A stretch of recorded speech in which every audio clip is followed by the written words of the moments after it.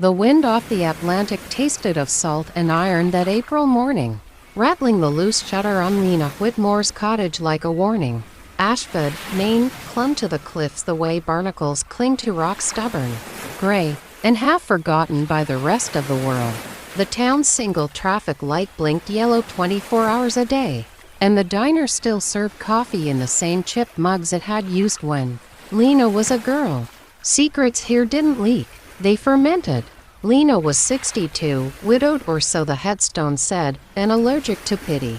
She wore her silver hair in a braid thick as rope, and her hands were mapped with garden dirt and the faint white scars of a life spent pruning roses that refused to bloom. Every morning she wrote letters to her son, Caleb, pages of apologies and weather reports she never mailed. The post office box in town stayed empty, a small rebellion against hope.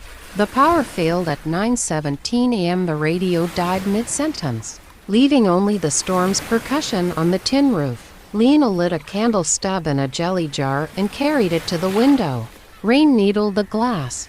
The garden's tulips bowed like penitents. She was tracing a water streak with her fingertip when the knock came. Once, measured, the sound of someone who knew how to wait. She didn't move. Salesman gave up after one try. Neighbors knew better than to bother her before noon. The candle flame jittered in a draft she couldn't feel. The second knock was softer, almost polite, but it carried a word through the wood. Lena. Not Mrs. Whitmore. Not ma'am. Just Lena, the way Thomas used to say it when he wanted her to look up from her book and see the mischief in his eyes. Her pulse stumbled. 30 years since anyone had spoken that name with familiarity. 30 years since the state trooper stood on this same porch and told her the guardrail en route one had given way, that Thomas's pickup was wrapped around an oak, that there was nothing left to identify except the wedding ring fused to bone. She opened the door. The man on the step was soaked through, dark hair plastered to his forehead, but the shape of his face was a punch to the sternum. Same angular jaw, same scar slicing through the left eyebrow. Thomas had gotten it falling off a lobster boat at 17. The stranger's eyes were the exact storm gray of her husband's, but older, ringed with fatigue. Behind him stood a boy, maybe 10, clutching a dripping umbrella too big for him. The child's face was Caleb at that age, freckles across the nose, stubborn chin, the same cowlick that refused to lie flat. Lena's knees threatened to fold. She gripped the doorframe until the splinters bit. I know what this looks like, the man said. His voice was deeper than Thomas's, roughened by years and something else, regret, maybe. My name is Jack Monroe. I'm a private investigator. May I come in? She should have slammed the door. Instead, she stepped aside. The way you step aside for a squall you know will pass through the house whether you invite it or not. Jack refused the offered towel. He laid a manila folder on the pine table, water beading on the surface like mercury. The boy Eli, he called him, hovered by the stove, eyes wide, taking in the cottage's clutter, stacks of seed catalogs, a half-finished quilt, the photograph of Thomas in his dress blues that Lena still dusted every Sunday. Jack opened the folder. First document, a Vermont driver's license. Expiration 2026. The photo was Thomas. Older, heavier, but alive. Second, a birth certificate for a girl named Hannah Whitmore. Born 1998, mother listed as Sarah Monroe Nee Caldwell. Third, a photograph of Thomas, unmistakably Thomas, kneeling in a vegetable garden, arms around a dark-haired woman and a teenage girl who had his smile. On the back of the garden photo, in faded ink, he looks just like you, Lena. I'm sorry. The candle guttered. Wax pooled like a small, pale heart. He hired me 6 months ago, Jack said. Thomas did. Said he needed to know if you were still in Ashford. Said he'd understand if you burned the envelope unopened. Lena's laugh cracked like ice on a puddle. He's been alive 30 years, and the best he can manage is a middleman. He thought you'd shoot the messenger if it was him. Smart man. She might have. Eli spoke for the first time, voice barely above the rain. Dad said Grandpa Tom talks about you when he thinks we're asleep. Says you make the best rhubarb pie in New England. Lena looked at the boy at Caleb's mouth on a stranger's face and felt something inside her chest fracture, along an old fault line. Jack stayed an hour. He told her Thomas had washed up in Burlington after the crash. Half-drowned, pockets full of someone else's blood. The debts had been real. A loan shark named Gallo who'd already put Thomas's partner in intensive care. The crash was meant to be a disappearance, not a resurrection. But the body in the truck, some drifter who'd hitched a ride, burned beyond recognition.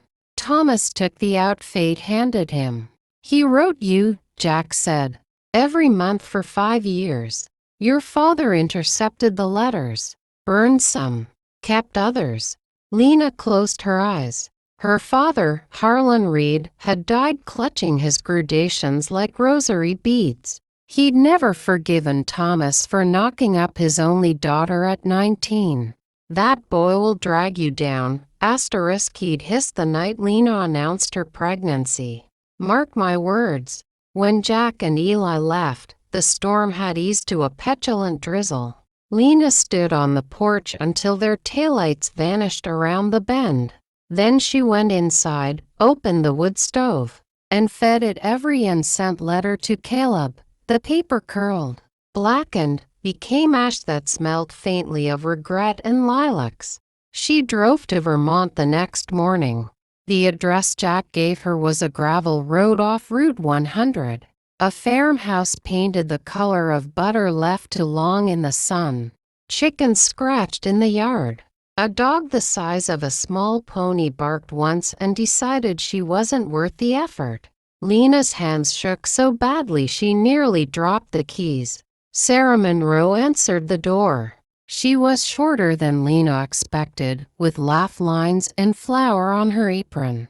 Her eyes flicked over Lena's face and softened with recognition or pity. You're her, Sarah said. Not a question. I need to see him. Sarah stepped aside. He's in the barn. Been expecting you since Jack called. The barn smelled of hay and engine oil. Thomas was bent over a tractor engine. Sleeves rolled high, forearms corded with new muscle. When he straightened, the years fell away and then slammed back twice as hard. His hair was more salt than pepper now, but the way he wiped his hands on a rag was pure muscle memory. Q. Lena.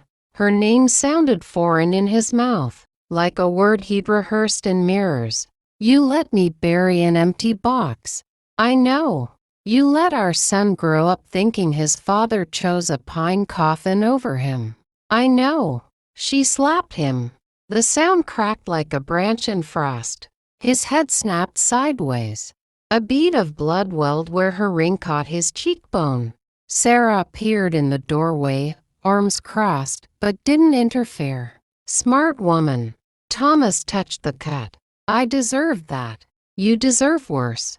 They talked until the light slanted gold through the barn slats. He told her about the night he crawled out of the wreck. Ribs cracked, tasting blood and pine needles. About the bus ticket too. Montreal he never used because Gallo's men were waiting at the station. About the job in a Burlington mill, the room above a bar. The slow erosion of hope until Sarah, widowed, kind, lonely, offered him a corner of her life, and he took it because staying alive felt like penance. I tried to come back, he said. Christmas '95. Your father met me at the end of the driveway, with a shotgun and a promise to tell the police I'd kidnap Caleb if I ever showed my face again. Lena's stomach turned. She remembered that Christmas, her father arriving with a drugstore teddy bear for Caleb, eyes red from drink, muttering about asterisk drifters who don't know when to stay gone. As she drove home at dusk, radio off, wipers squeaking across the windshield. The cottage felt smaller, the air thick with ghosts. She went straight to the attic, dragged down Harlan's militia surplus footlocker. Inside, yellowed racing forms, a fifth of bourbon, and a rubber-banded stack of letters addressed in Thomas's impatient scrawl.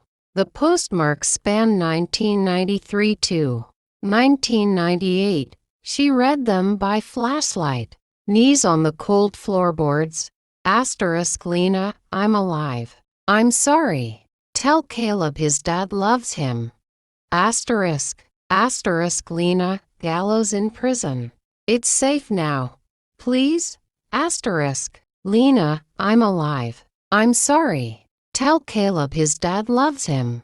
Lena, gallows in prison. It's safe now. Please? The last one was dated the week Harlan died. I'm coming home. Wait for me. She burned those two, but slower this time, watching each word curl into nothingness. Caleb's text came 3 days later. Cemetery. Sunset. Come alone. Ashford Cemetery perched on a hill overlooking the harbor. Headstones leaning like drunks after last call. Caleb stood beneath the oak that shaded Thomas's fake grave. Collar turned up against the wind. He'd filled out since she saw him last. Broad shoulders. The beginnings of gray at his temples. But the way he hugged himself was pure little boy lost. He held out a photograph. Thomas and a gap-toothed Caleb on the cottage porch. Thomas's arm slung around his son's shoulders. On the back, Harlan's handwriting. Insurance. I found boxes in the attic after Grandpa's funeral, Caleb said. Letters, photos, a life insurance policy on Dad. That paid out the day after the crash. Grandpa forged the signature. Lena's knees buckled. She sat on the wet grass, not caring about the cold seeping through her jeans. I thought you lied to protect me, Caleb said. Turns out everyone lied. They stayed until the stars came out, two silhouettes against a marble angel. Caleb didn't cry, he was too old for that, but his voice cracked when he asked, "Does he want to see me? He's terrified you'll say no." Caleb nodded once, the movement sharp as a guillotine. The first meeting was awkward as a junior high dance. Thomas drove down from Vermont in a rattling Subaru.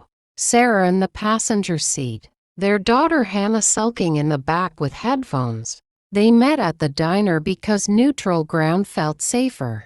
Caleb brought his wife, Mara, and their son, Jonah, who was 8 and obsessed with dinosaurs.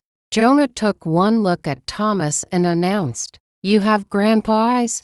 Then, he climbed into Thomas's lap and demanded to know if Triceratops really had 3 horns or if scientists were making it up. Something loosened in the room. Coffee refills came without asking. Sarah and Mara discovered a shared hatred of cilantro. Hannah, 16 and furious at the world, rolled her eyes so hard Lena feared they'd stick. But she let Jonah braid her hair later while Thomas told the story of the time Caleb tried to teach a seagull to fetch. Lena watched from the corner booth, hands wrapped around a mug gone cold. Forgiveness wasn't a lightning bolt. It was a slow thaw. She and Thomas didn't touch, not yet, but when their eyes met across the Formica, 30 lost years compressed into a heartbeat. Spring became summer. Lena sold the cottage to many echoes and bought a small house 2 miles from Thomas and Sarah's farm. She planted roses along the fence line, Zephyr for Thomas, New Dawn * for Caleb, peace for the grandchild who now called her Gram Lena without hesitation.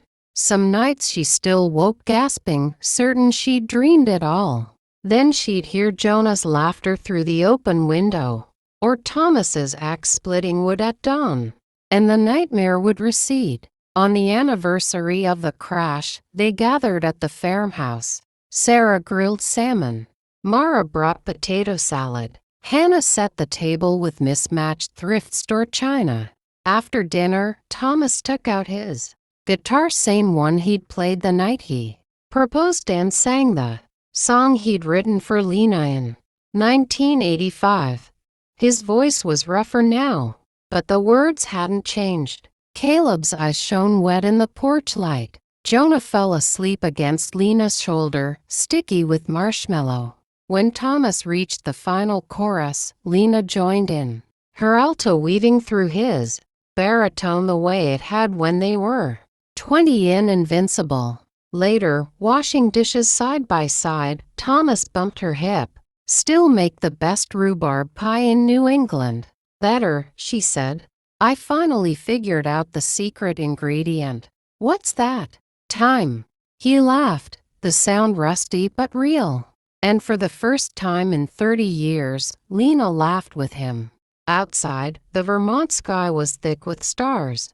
And somewhere in the dark, a storm gathered over Maine, another April squall. Another chance to wash the world clean. So, that's the story of He Died, Then He Knocked. Now, I want to hear from you. What part of the story resonated with you the most? Did you have a similar experience? Or do you have a different perspective on how things turned out? Let me know in the comments below. I read every single one. If you're new here, consider subscribing for more deep dives into the stories behind the moments. Until the next tale, take care.